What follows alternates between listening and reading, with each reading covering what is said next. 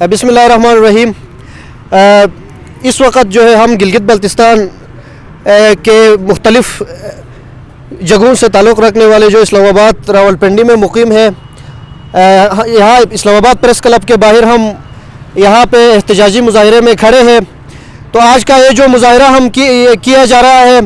یہ youth of نگیر اور گلگت بلتستان کی طرف سے یہاں پہ اس کا انعقاد کیا گیا ہے۔ تو اس احتجاج کا جو مقصد ہے وہ حالیہ دنوں گلگت بلتستان کے اندر جو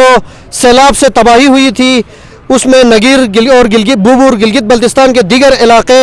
سیلاب کے زد میں آئے، اور سیلاب متاثرین کو بحال کرنے کے بجائے جو حکومت ہے ان کے گھروں کو گرا رہی ہے اور ان کے ساتھ ظلم کا ایک سلسلہ روا رکھا جا رہا ہے۔ جو نگیر کے سیلاب زدگان تھے، انہوں نے گلگت سکور میں اپنی مدد آپ کے تحت خود کو آباد کرنے کے لیے وہاں پہ زمینیں انہوں نے خریدی اور وہاں پہ گھر بنائے، جس کو حکومت کی طرف سے ایک اسسٹنٹ کمشنر کے حکم پر باقاعدہ بلڈوز کر کے ان کو گرانے کی کوشش کی گئی، جس کی ہم مذمت کرتے ہیں، اور آج ہم یہاں پہ اسی لیے یہاں پہ جمع ہوئے ہیں۔ میرے بھائیو، اس وقت گلگت بلتستان کے اندر ظلم و زیادتی کا ایک سلسلہ جاری ہے۔ وہاں پہ انسانی حقوق کی خلاف ورزیاں عروج پر ہے، وہاں پہ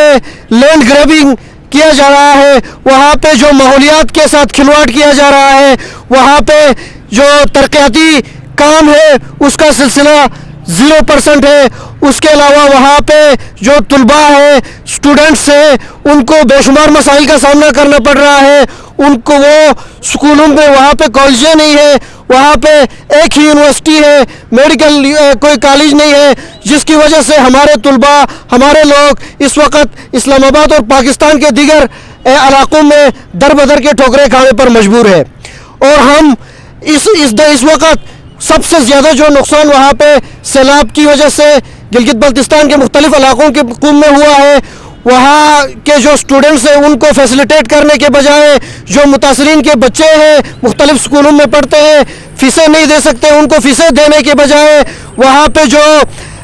لوگوں کے گھروں میں ان کو رہنے کے لیے جگہ نہیں ہے، ان کو فیسیلیٹیٹ کرنے کے بجائے، ان کی بحالی کے لیے کام کرنے کی بجائے وہاں پہ جو ریاستی جبر انہوں نے وہاں پہ رکھا ہے انتظامیہ کے، اس پہ ہم اس کی بھرپور مذمت کرتے ہیں اور مطالبہ کرتے ہیں کہ گلگت بلتستان کے اندر جہاں بھی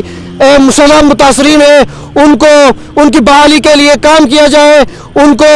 گھر بنا کے دیے جائے، ان کو کھانے پینے کے جو اشیاء وہاں پہ موجود نہیں ہے وہ دیے جائے۔ ابھی اس وقت لوگ ٹینٹوں میں رہنے پہ وہاں پہ مجبور ہیں، اور اس وقت وہاں جو سردی ہے وہ بہت زیادہ ہے۔ تو ہم مطالبہ کرتے ہیں کہ لوگوں کو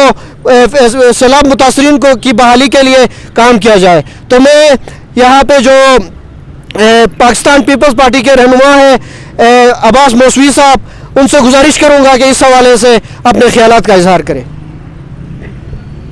حالیہ سیلاب میں جو تباہ کاری گلگت بلتستان میں ہوئی، اس میں پورے دنیا نے دیکھا اور مختلف لوگوں نے مدد کے لیے یہاں پہ ہاتھ بڑھایا۔ جو خالد خورشید سرکار ہے، اس کو یہ نصیب بھی نہیں ہوا کہ ڈسٹرکٹ نگر کے اندر جو تباہی ہوئی وہاں پہ جا کے وہاں پہ متاثرین کے ساتھ وہ ہمدردی کرے، ان کے مسائل حل کرے، ان کے ساتھ کھڑا ہو جائے، بلکہ خالد خورشید سرکار نے ان متاثرین کے لیے کمیونٹی نے کوشش کر کے سکور کے اندر زمین خرید کر وہ زمینیں جو وہاں کے لوگوں کی عوامی ملکیت تھی حصہ رسیدی کے ذریعے تقسیم ہوئی، جس پہ بہت ساری آبادی ہو چکی ہے، لیکن وہ اپنی کس انا کی تسکین چاہتے ہیں وہاں پہ آ کے ان سیلاب زدگان کے لیے جو مکانات بنایا جا رہے تھے ان مکانات کو مسمار کیا۔ ہم اس طرح کی روش کی بھرپور مذمت کرتے ہیں۔ ہم یہ سمجھتے ہیں کہ گلگت بلتستان میں ایک عرصے سے ایک کالونی کی طرح چلایا جا رہا ہے، اور یہاں پہ ایک انٹرنل کولونائزیشن کی ہمیں نظر آتی ہے۔ یہاں کے لوگوں کے وسائل پہ قبضے ہوتے ہیں، یہاں کے لوگوں کی ملکیتوں کو چھینا جاتا ہے۔ یہ ایک نامناسب عمل ہے، اس کی جتنی بھی مذمت کی جائے کم ہے۔ گلگت بلتستان میں رہنے والے لوگ 5000 سال سے یہاں آباد ہیں، اور یہ زمینیں ان کی ملکیت ہے۔ یہ ایک یونیورسل قانون ہے۔ اگر کوئی انسان، اگر کوئی مہاراجہ راجہ بھی اگر کسی علاقے میں تلوار کی زور پہ قبضہ کرتا تھا تو زمین اس کی ملکیت ہوتی تھی۔ آج ڈیموکریسی بھی یہ کہتی ہے کہ اگر لوگ یہاں پہ اپنی مرضی سے ایک علاقے کو آزاد کرتے ہیں تو یہ زمینیں ملکیت ہے. گلگت بلتستان کو بغیر کسی فوجی امداد کے گلگت بلتستان کے لوگوں نے اپنے بازو کی بنیاد پہ آزاد کیا تھا اور یہ زمینیں ان کی ملکیت ہے. اس ملکیت کو چھیننا کسی صورت قابل تفہیم اور قابل مذمت ہے کہ اس طرح کی جو حرکتیں کی جا رہی ہیں یہ انتہائی مذمت کی حامل ہے. خالد خورشید سرکار گلگت بلتستان کے وسائل کو لا کے بنی گالہ کی چگداری میں تو لگاتے ہیں لیکن وہاں کے لوگوں کے لیے, محنت کرنے والے لوگوں کے لیے, وہاں کے مظلوم لوگوں کے لیے, وہاں کے متاثرین کے لیے خرچ کرنے کے لیے تیار نہیں ہے.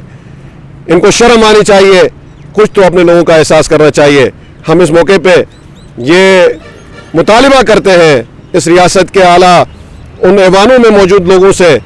اور اس ریاست میں عدالتوں سے کہ وہاں کے جو متاثرین ہیں ان کو انصاف دلایا جائے. Thank you.